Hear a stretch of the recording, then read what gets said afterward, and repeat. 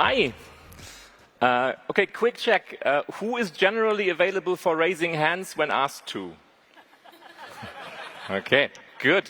Okay, so then the real question. Who in here is an engineering manager? Okay, that's quite a few. Good.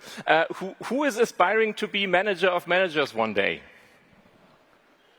Okay, still quite a few.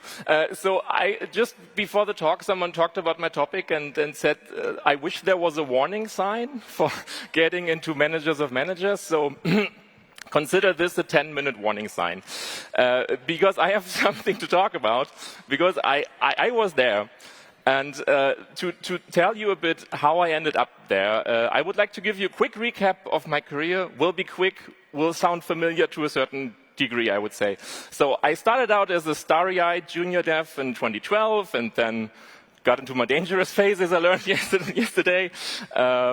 Senior dev, line goes up, switched to engineering management with 2 teams in 2017, got promoted to head of tech with 3 teams in 2019, went up to 5 teams, scaled my org, everything going great, scaled up to 7 teams because we had so much to do, then held the ship stable for, let's say, a year, and then this, which, I wouldn't invest in that. So I went into engineering manager of 1 team again, so not exactly IC, but at least definitely a smaller scope again. And I would like to talk about that, why that happened, and maybe the interesting thing is also that you might probably be surprised that that was a voluntary and active choice of me. And so I would like to talk about this because I hope that there are a few people in this room that I might help with explaining what motivated me. And it just wasn't fun, I have to say. So, and that is it. Thank you very much. No, so I can explain that a bit more. But first, 2 things, because I think it's important. First, the disclaimer. So this was me. Like, I don't want to rain on your parade. It was what I felt in that specific role at that specific point in time. And your experience can vary, and it will vary, and I hope it will. And the second disclaimer is I will be focusing on the negatives of the whole thing. So this then will all sound a bit dark, but rest assured there were also positives to that role. So it's not all bad, but if your social media feed is like mine, then your social media feed is full of people telling you that you can be a kick-ass CTO if you just go 5 years with having a schedule every day, and if you plan in 30 minutes of family time, you will be good. And I'm here to counter-program that to a certain degree. So, more specifically, it wasn't fun for me. And I would like to give you a quick tour of the aspects that I didn't enjoy particularly, and then come to a conclusion in the end. So, first of all, I felt like I wasn't part of the team anymore. And that is different, because for me, the EM, ideally, is like a first among equals. Of course, you will have to make calls once in a while if your team doesn't, but usually you would enable your team to make calls. And then you are part of a group that shares the same goal. So, and you then also share the same fate as your group. So I usually would describe my leadership style as a let's go kind of leadership style and not a off you go leadership style. And so this means that if I say let's go left, that I will also go left. And for me, the head of tech is more someone that is a bit more removed, working on the strategy. And then, of course, the consequences of these decisions don't directly affect you. I mean, of course, sometimes you will have to clean up a mess, and then that affects you, but you will not be part of the mess usually. And that overall, for me, meant that the role is just less social overall. Another social impact was that you get into a lot more conflict.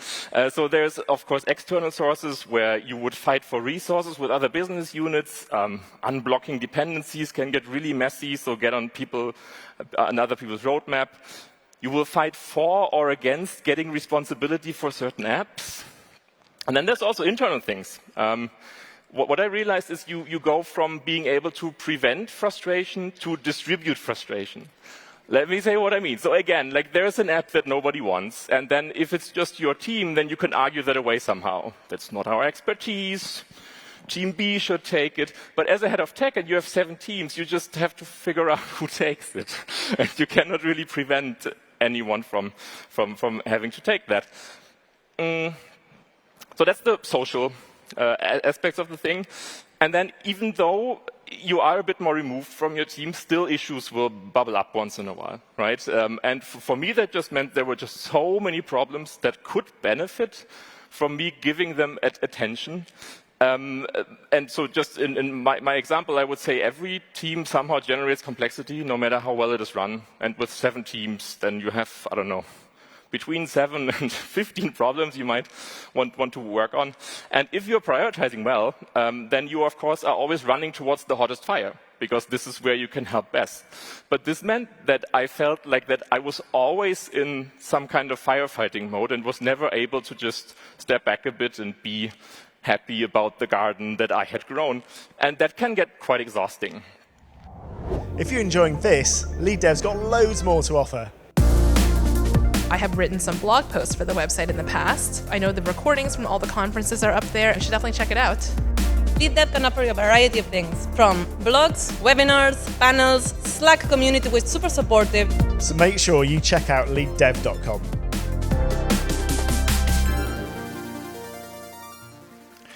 But good news, so you have more problems, but they are also harder. So great. It's just that the order of magnitude is different.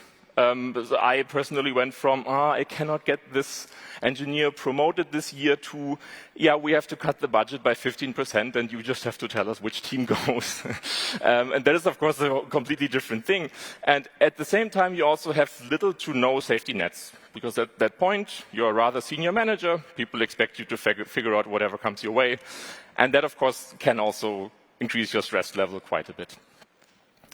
And at the same time, also good news, stress relief is harder to come by, at least for me, because the length of the reward cycle increases drastically. So as an engineer, you do something that works, daily reward cycle kind of. As an engineering manager, you make a change to your team, you can see it work or not within a couple of days or weeks usually. When you do the strategy, as for me, head of tech, like I was looking at months to see a strategy unfold somehow, and then I honestly forgot to celebrate. So why, if this was my emotional state, why didn't I stop doing this earlier? I mean, I did this for 3 years. Doing something for 3 years that you don't enjoy is a long time. And ironically, I have to say, I made this a lot harder for me by actually doing it well. Like, people were super happy. The org was performing well. Feedback was great.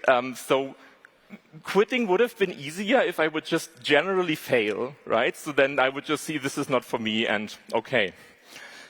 Second is I also felt like I carried a lot of weight.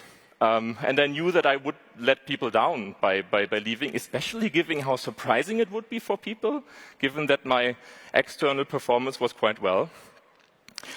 And also I felt blessed to have this opportunity. I mean, a lot of people raised their hands when they said they are aspiring to have that role at some point. So it felt weird to be voluntarily thinking about giving it away again. And the main thought that kept me going, and I think that keeps people going in a lot of situations that don't work, is it will get better soon somehow. So my particular thought was always, okay, I have this problem now, this is super annoying, but once I have that figured out, I can steer the ship into calmer waters, everything good again. But thanks to my personal coach, which is my wife, she mirrored me really well and said, yeah, but you're saying that for 2 years now. So maybe there is always the next thing. And this is where I realized that these fun detractors that I mentioned before, that they will just not go away. And yeah, I realized that in the end, everything is a matter of priority. As we also heard in the earlier talk by Shamila, right? So there are a lot of things in your life that you can assign priority to. And it's very individual what you want to prioritize. Can be job, can be something else. For me, for example, we had 2 little kids, and I wanted to be an active father, and not a father that is off somewhere earning money. And then COVID hit, as you might remember, so also health became a very big concern. And then given all that extra pressure and stress that new role brought to me, it started to feel like this, which is a bit exaggerated, but just for the visual. So yeah, I quit. And then I applied as a one-team EM again, and this is where we go into the situation that Elif mentioned yesterday with the confess, right? So I know it's weird, but I'd like to apply for a much smaller role. But for me, it also helped me a bit in that situation because that made employers self-select a bit, because at least at that point, I didn't want to work for an employer where that would be an issue. So anyway, I applied at Kleinanzeigen, and they were super cool about it. So I think my hiring manager is here somewhere. I hope he doesn't regret it. Anyway, so in conclusion, no, it was really the best career decision of my life. The important thing is it's not just running away from something, it is really making a conscious decision for something else, right? As I said before, I just prioritize differently. I'm super happy with this prioritization. And also, I learned a lot, mostly about me, what I'm good at, what comes easy, what comes hard. And I also have to say it is extremely relaxing now to not always have to shoot for the next promotion, to not always ask what is next, but I can also just calmly look, what is it that I really want to get better at? And I can also then, if and when I will be at the point again where I want to make that step, I can prepare better, because then I know what's ahead of me. So in the end, what am I trying to tell you? Yes. Of course not. No. What kind of talk would that be? By all means, do it. But I think the important thing is that you understand that that is a job change. It's not just, hey, a bit more experience, a bit more salary, a bit more scope. For me, it was completely different. And you will have to assess if you have that extra capacity in your life and if you will be able to set your priorities accordingly. And also that when you feel these problems, you will have to actively work against them. They will not go away. The good news is that there are a lot of people that actually do that successfully, right? So it's not impossible. But feel free to ask them. Ask them how that works for them so that then they can help you with techniques to figure that out. And if it doesn't, if you come to the conclusion where you see it's not for me, allow yourself to change your mind. Like, it's nothing to be ashamed of. It's just something, it's a conscious decision, prioritization, everything okay. And yeah, if you would like to discuss this any further, I will be at the area. And no matter where you end up, the main thing that I will want you to take with you is you'll be fine. Thank you very much.